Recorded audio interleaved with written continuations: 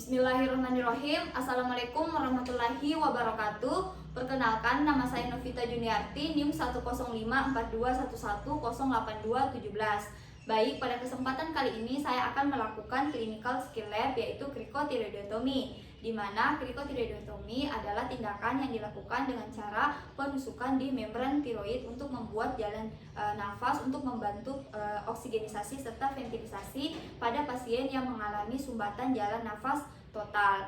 Baik, di sini saya akan menyediakan alat dan bahan yang akan digunakan untuk tindakan krikotiroidotomi. Yang pertama yaitu ada meja instrumen, kemudian manekin boneka untuk dilakukan tindakan krikotiroidotomi. Kemudian saya juga sini menyediakan handscone, masker sebagai alat pelindung diri. Kemudian larutan disinfektan, di sini terdapat alkohol atau bisa menggunakan betadine dan kapas. Kemudian di sini ada spoid 10 cc, kita sediakan 2 buah. Kemudian lidokain 2% untuk lakukan anestesis lokal.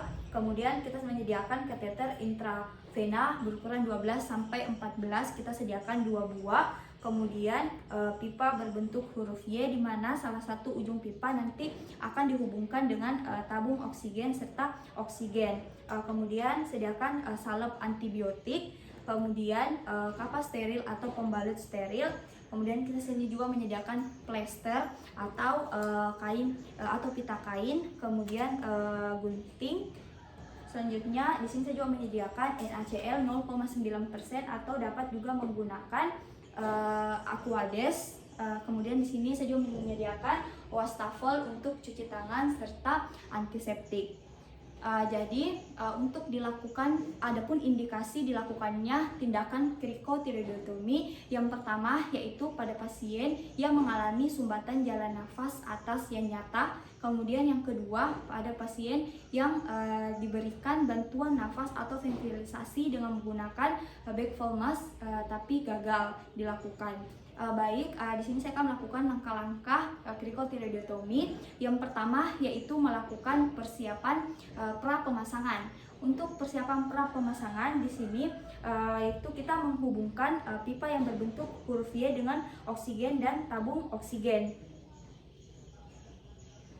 Nah, selanjutnya kita menghubungkan spoid yang berukuran spoid 12 cc atau 10 cc dengan kateter intravena 14, ukuran 14. Jadi kita buka, kemudian kita hubungkan dengan kateter.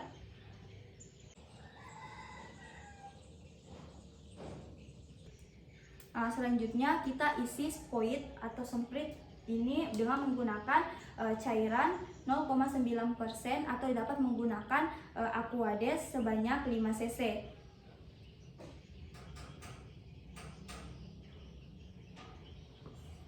Setelah itu kita taruh di wadah.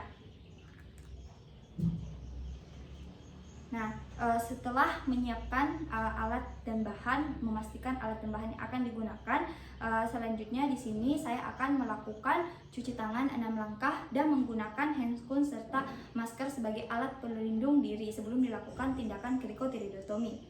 Saya akan melakukan cuci tangan 6 langkah.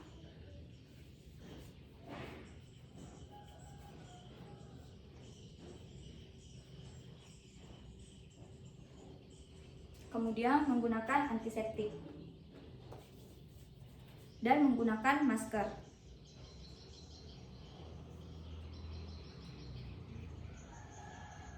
Selanjutnya menggunakan handscone.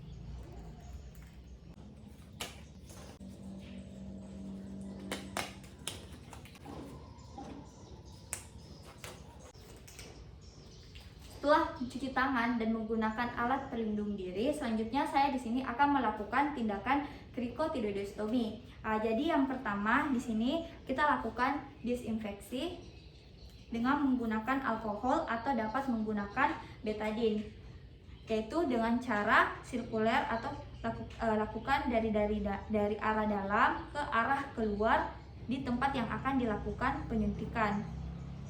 Kemudian kita buang di tempat sampah medis. Setelah dilakukan disinfektan, selanjutnya kita identifikasi daerah yang akan dilakukan penyuntikan. Kita palpasi membran tiroid. dengan menggunakan tangan kiri, ibu jari dan jari telunjuk kita letakkan di trakea agar pada saat dilakukan prosedur atau tindakan trakea tidak bergeser ke arah lateral. Kemudian pada pasien yang sadar kita dapat melakukan anestesi lokal dengan menggunakan kita sudah masukkan lidocaine 2%. Kemudian kita lakukan anestesi lokal. Pada saat kita melakukan anestesi lokal, kita pastikan kita melakukan aspirasi agar anestesi tidak masuk ke dalam pembuluh darah. Kemudian dengan menggunakan tangan yang lain, yaitu dengan tangan kanan, kita lakukan penusukan di garis midline dari membran krikotiroid dengan menggunakan kateter yang telah dihubungkan dengan semprit atau spoid. Jadi kita arahkan jarum membentuk sudut 45 derajat, kemudian kita masukkan tusukan jarum ke membran krikotiroid. Kita tusukkan secara hati-hati sambil hisap semprit. Apabila sudah teraspirasi, akan terbentuk gelembung udara pada semprit. Setelah terbentuk gelembung udara, artinya pada saat dilakukan penusukan sudah masuk ke trakea. Jadi kita bisa lepas semprit dengan kateter intravena. Kemudian kita hubungkan kateter intravena dengan pipa berbentuk huruf Y.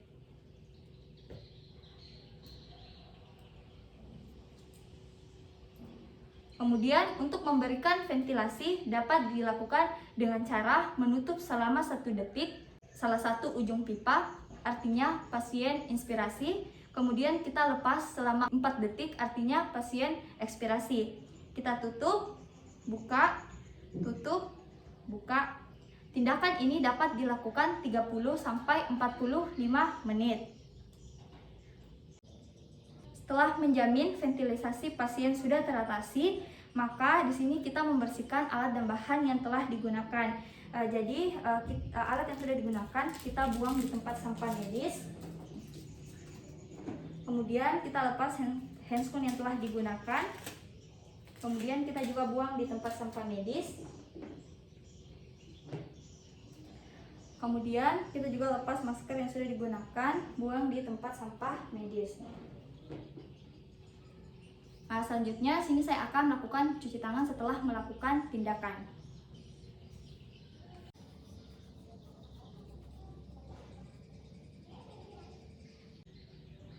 Baik, alhamdulillah untuk tindakan krikotireoidostomi telah dilakukan. Sekian clinical skill lab mengenai krikotireoidotomi. Billahi fisabil haq, fastabiqul khairat. Wassalamualaikum warahmatullahi wabarakatuh.